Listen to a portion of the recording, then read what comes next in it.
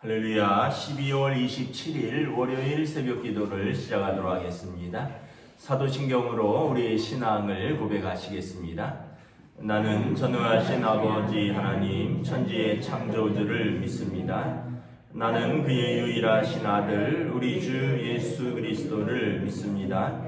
그는 성령으로 잉태되어 동정녀 마리아에게서 나시고 본디오 빌라도에게 고난을 받아 십자가에 못 박혀 죽으시고 장사된 지 사흘 만에 죽은 자 가운데서 다시 살아나셨으며 하늘에 오르시어 전능하신 아버지 하나님 우편에 앉아 계시다가 거기로부터 살아있는 자와 죽은 자를 심판하러 오십니다.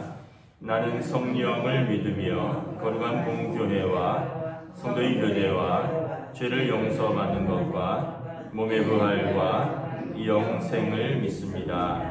아멘. 찬송가 214장 찬양하시겠습니다. 찬송가 214장입니다.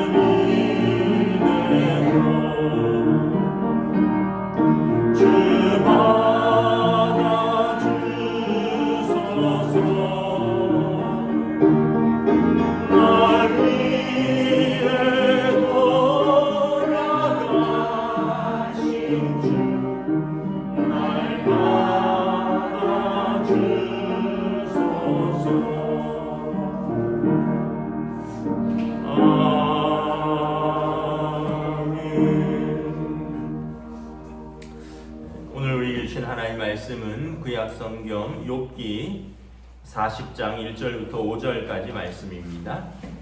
구약성경 욥기 40장 1절부터 5절까지 말씀입니다. 구약성경 801쪽입니다. 욥기 40장 1절부터 5절 다 찾으신 줄 알고 저와 여러분들이 한 절씩 교독하도록 하겠습니다. 여호와께서 또 욥에게 일러 말씀하시되 트집 잡는 자가 전능자와 다투겠느냐? 하나님을 탓하는 자는 대답할지니라.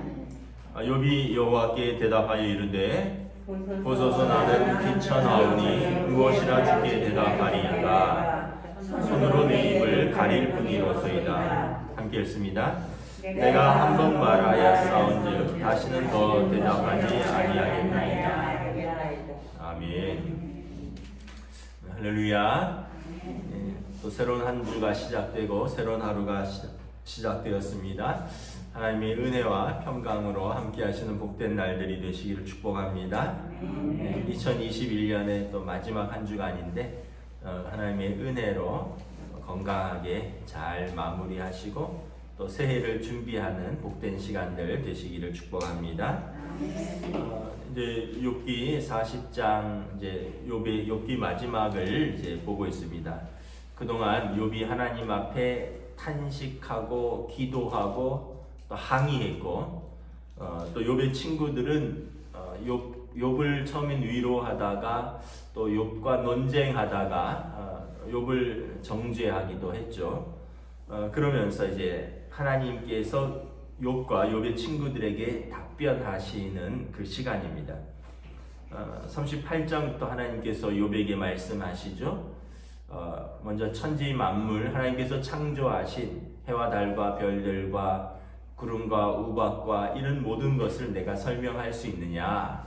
그 다음에 하나님께서 만드신 짐승들과 바다 물고기와 공중의 새와 이런 모든 육축들 이런 모든 것들이 다스리시는 하나님의 섭리를 너가 설명할 수 있느냐. 그러면서 이제 오늘 욥기 40장에서 하나님께서 이제 욥에게 직접 물으십니다. 2절에 보면 트집 잡는 자가 전능자와 다투겠느냐? 하나님을 탓하는 자는 대답할지니라. 하나님께서 욥에게 트집 잡는 자다라고 말씀을 하십니다. 아마 욥이 계속 하나님에 대해서 자신이 답답하기도 하고 또 너무 힘들기도 하고 그래서 하나님 앞에 탄식하고 또 때로는 하나님 왜 대답하지 않으십니까? 하나님 대답하십시오. 나는 공의롭게 살았습니다. 하나님 왜 판단하지 않으십니까? 막 이런 것에 대해서 하나님께서 욥에게 이제 말씀하시는 것입니다. 트집 잡는 자가 전능자와 다투겠느냐? 이 표현은 트집 잡는 자가 전능자를 바로 잡을 수 있겠느냐 이런 의미이기도 합니다. 욥에 대해서 욥이 하나님 앞에 여러 가지 말하였던 것을 하나님이 그런 식으로 표현을 한 것입니다. 또 2절 하반절에 보면 하나님을 탓하는 자는 대답할지니라. 하나님을 탓하는 자, 이 원어는 판결자라는 의미입니다. 판결자, 하나님 앞에서 판결하는 자. 그러니까 너가 다 판단하고 너가 다 이미 결정 내리고 그러면서 하나님한테 답하라고 했는데 너 한번 답해봐라 이런 뜻입니다. 욥이 하나님 나는 그동안 의롭게 살았고 하나님 내가 불의한 자와 어울리지 않았고 내가 가난한 자들 도왔고 또 하나님의 공의와 하나님의 사랑을 베풀면서 살았는데 왜 나에게 이르십니까? 라고 이렇게 욥이 항의를 하고 이제 욥이 탄식한 것에 대해서 너가 다 스스로 다 판결했는데 그럼 너 한번 나한테 답해봐라 라고 말씀을 하시는 것입니다. 이런 것은 이제 하나님께서 욥을 책망한다라기보다는 욥에게 응답하시는 한 방법입니다. 너가 그렇게 이야기하고 너가 스스로를 그렇게 이야기했는데 그럼 너 한번 스스로 대답을 해보아라. 그랬더니 욥이 3절 4절에 짧게 간단하게 대답합니다. 보소서 나는 비천하오니 무엇이라 주께 대답하리까 손으로 내 입을 가릴 뿐입니다.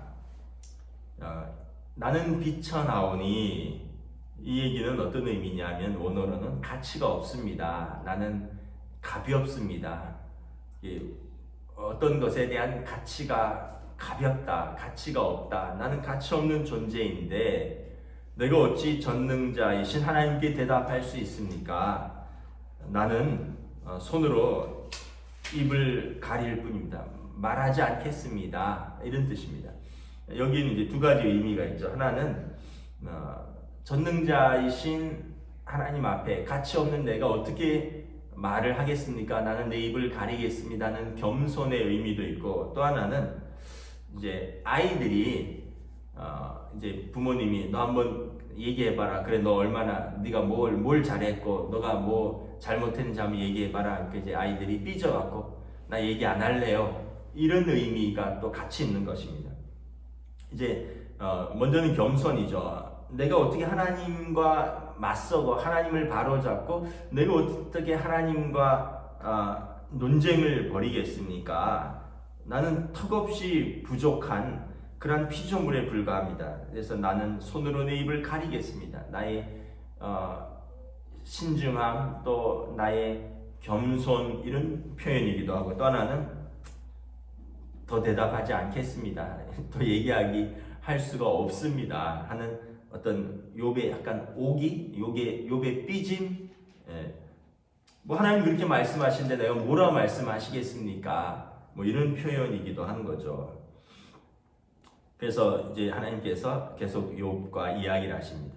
우리가 이제 성경을 보면 하나님께서 찾아오시는 하나님이신 것을 알 수 있습니다. 찾아오시는 하나님, 초월적인 하나님은 너무나 우리와 현격한 차이가 있어서 하나님 멀리 계시고 우리는 땅에 있는 존재이죠. 그래서 하나님을 두려워만 하고 하나님과 접촉할 수 없는 그런 하나님이 초월적인 하나님입니다. 그런데 성경을 보면 하나님은 그런 하나님이시기도 하지만 찾아오시는 하나님이십니다.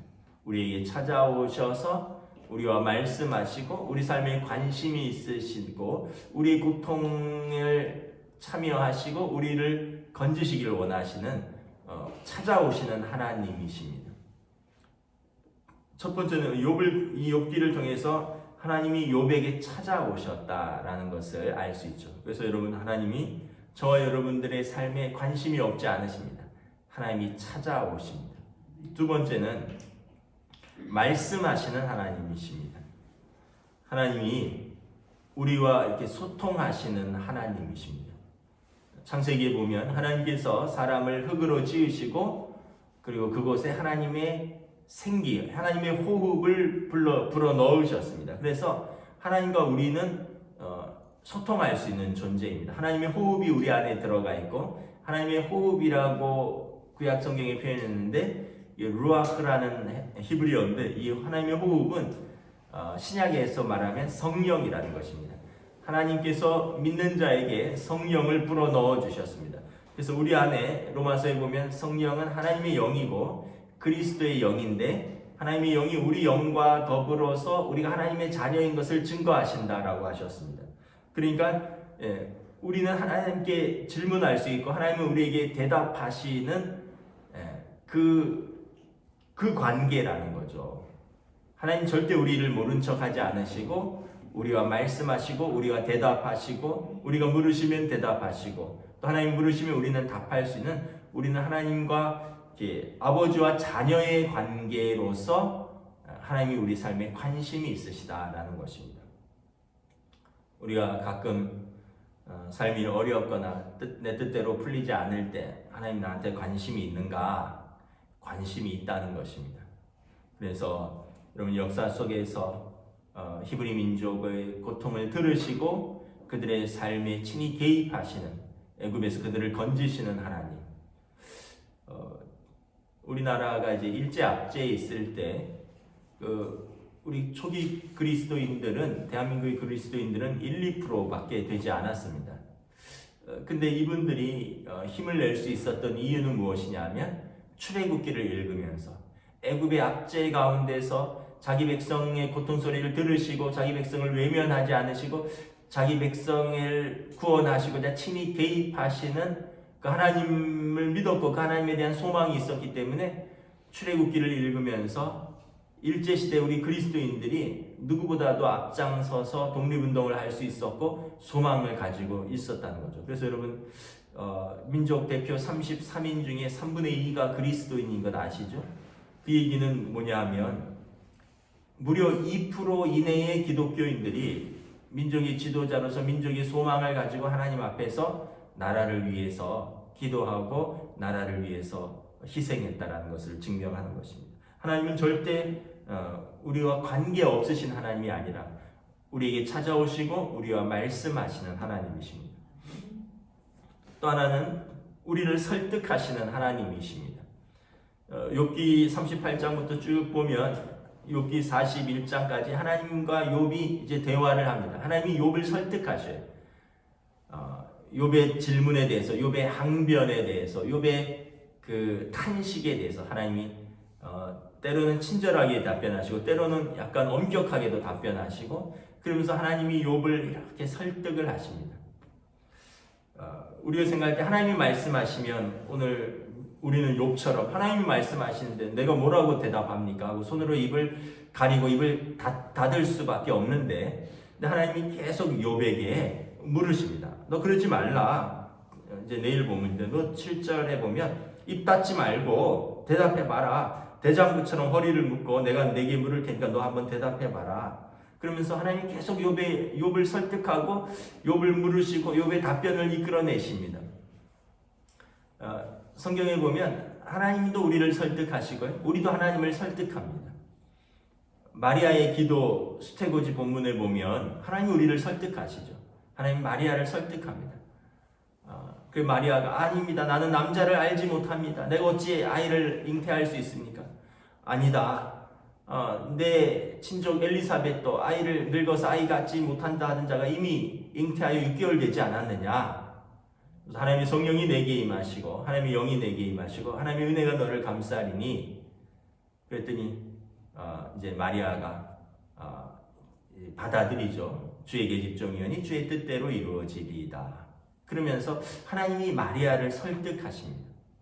또 우리가 하나님을 설득하기도 합니다. 창세기에 아브라함이 그 소돔과 고모라에서 조카 롯을 구원하기 위해서 하나님을 설득하죠. 하나님 악인과 선인을 함께 멸하는 것이 옳습니까? 그것이 하나님의 공의의 성품이십니까? 하나님 의인을 악인 가운데서 건져내려 주십시오. 그래서 의인 50명만 있으면 소돔과 고모라를 멸하지 않겠다 약속하잖아요. 그러니까 아브라함이 안 될 것 같으니까 자꾸 하나님과 내고를 하잖아요. 협상을 하지 않습니까? 50은 좀 많은데 45인으로 깎아주면 안 됩니까? 45인도 없을 것 같습니다. 40명이면 안 됩니까? 30명이면 안 됩니까? 20명이면 안 됩니까? 10명이면 안 됩니까? 이걸 보면 여러분 참 하나님과 우리가 친밀하다면 얼마든지 일어날 수 있는 일인 거죠. 여러분 하나님과 우리가 정말 친밀한 아버지와 자녀의 관계라면 얼마든지 일어날 수 있는 이런 일입니다. 하나님은 자녀를 설득하시고 또 자녀는 그 아버지를 설득하듯이 하나님께서 우리를 설득하시고 우리는 하나님을 설득하는 거죠. 아이들이 가끔 이제 뭐 어떤 정해진 용돈이 있는데 좀 더 필요하면 이제 물어요. 아빠 나 이런 일이 있어서 돈이 좀 더 필요한데 그러면은 또 저도 뭐 주긴 주는데 원하는 대로 또 다 주면은 또 혹시나 또 좀 절제라든가 또 어떤 근거가 있어야 되니까 그래 뭐가 얼마나 필요하냐 한번 얘기해봐라. 그럼 이제 아이는 상한선을 부르고 저는 제가 줄 수 있는 하한선을 부른 다음에 중간을 맞춰갑니다. 예를 들어서 아빠 5만 원이 더 필요합니다. 야, 너 용돈 줬는데 왜 5만 원이 더 필요하냐? 3만 원이면 안 되겠냐? 아, 3만 원은 좀 부족해요. 그래? 그럼 4만 원으로 하자. 저희 집에 이렇게 뭐 이렇게 아이들이 돈이 필요하면 그런 식으로 저랑 절충을 하는데, 뭐 여러분 그런 식으로 이제 인간으로서, 우리가 자녀로서 하나님 앞에서 우리가 요구하는 것이 있고, 또 하나님께서 뭐 저처럼 그냥 깎는 것이 아니라 하나님의 뜻을 말씀하시고, 그러나 또 이것을 다 순종하고 감당할 수 있는 여력이 안 되기 때문에 또 이걸 절충하는 과정, 합의하는 과정, 이게 기도인 것이죠. 하나님의 뜻은 선하시기 때문에 내가 무조건 받아들입니다 하고 입을 싹 닫는 것, 이것은 겸손이기도 하지만 또 한편으로는 약간 오기인 것도 하죠. 그러나 아브라함처럼 또 마리아처럼 이제 이후에는 욥도 그렇게 이야기를 합니다. 욥도 하나님한테 적극적으로 대답을 합니다. 왜냐하면 처음에는 너무 두려워서, 감히 전능자 앞에서 내가 어찌 판결자가 되며, 내가 전능자 앞에서 어찌 내가 트집 잡는 자가 될 수 있겠느냐, 나 같은 비천한 자가 어찌 하나님 앞에 대답할 수 있겠느냐고 손으로 입을 가리고 입을 닫지만 하나님 계속 물으시는 거예요. 욥을 혼내려고 물으시는 것이 아니라 욥을 설득하시는 거죠. 욥과 다정하게 얘기를 하시는 거예요. 그러니까 이제 자꾸 얘기를 하다 보면 이제 욥도 이야기를 더 할 수 있게 되는 거죠. 그러면서 욥과 하나님의 뜻이 이렇게 맞춰지는 거예요. 하나님은 욥을 관대하게 용납하고, 욥은 두려운 하나님에서 자신에게 긍휼과 은혜로 다가오시는 좋으신 하나님 아버지로 받아들이는 거죠. 두려운 하나님이 아니라 사랑의 하나님, 은혜의 하나님으로 다가오는 것입니다. 그러면서 이제 욥도 하나님을 더 깊이 아는 거죠. 하나님을 이전에는 머리로 알았다면, 이제 욥기 42장에 나온 것처럼 이전에 내가 욥의 하나님에 대해서 귀로 듣기만 하였사옵더니 이제 내가 눈으로 보나이다. 이제 귀로만 듣던, 어떻게 보면 오디오로만 듣던 하나님을 이제는 시청각, 눈으로 보는 하나님으로 더 확실하게 알게 되었고 더 확실하게 경험하게 되었다라는 것입니다. 이 모든 과정이 하나님과 욥의 대화, 또 하나님이 욥의 설득, 찾아오시는 하나님, 그리고 그 이전에 욥이 하나님 앞에서 울었고, 욥이 하나님 앞에서 탄식했고, 욥이 하나님 앞에서 질문했고, 이런 모든 과정, 기도의 과정 속에서 이루어진 사실이라는 것을 다시 한번 깨닫는 것입니다. 오늘은 하나님이 욥을 책망하려는 것이 아니라 욥과 대화하고자 하는 이러한 시도인 것을 볼 수 있는 것입니다. 말씀을 마치겠습니다. 여러분, 하나님은 언제나 우리의 삶에 관심이 있으시고, 또 우리에게 찾아오시고 우리의 질문에 답변하시고 또 우리에게 질문하시는 좋으신 아버지 하나님이신 줄 믿고, 여러분 하나님 앞에서 씨름하시는 복된 시간 되시기를 주님의 이름으로 축복합니다. 아멘. 기도하겠습니다. 하나님 은혜를 감사합니다. 하나님께서 욥의 오랜 질문 가운데 침묵하시는 것 같았으나 때가 되어 찾아오시고 또 그에게 설명하시고 그에게 또 답변하시며, 욥의 삶에 하나님이 관심이 있으시고 욥의 삶에 개입하시길 원하시고 또 욥의 질문에 답변하시는, 그리고 욥에게 질문하시는 좋으신 하나님 아버지이심을 다시 한번 보여줍니다.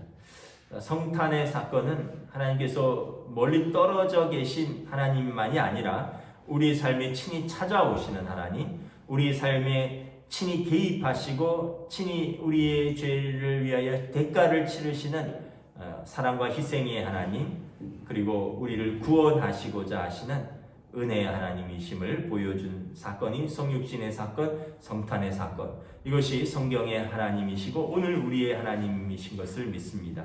그러므로 오늘 2021년도를 마무리해가는 또 이 시간들에게 우리가 다시 한번 하나님 앞에서 우리의 삶을 정리하고 생각하고 질문하고 답변하며 한 해를 은혜로 정리하고 새로운 한 해를 소망으로 맞이할 수 있는 복된 시간들로 인도하여 주시옵소서. 감사를 드리오며 우리 주 예수 그리스도의 이름으로 기도드리옵나이다. 아멘.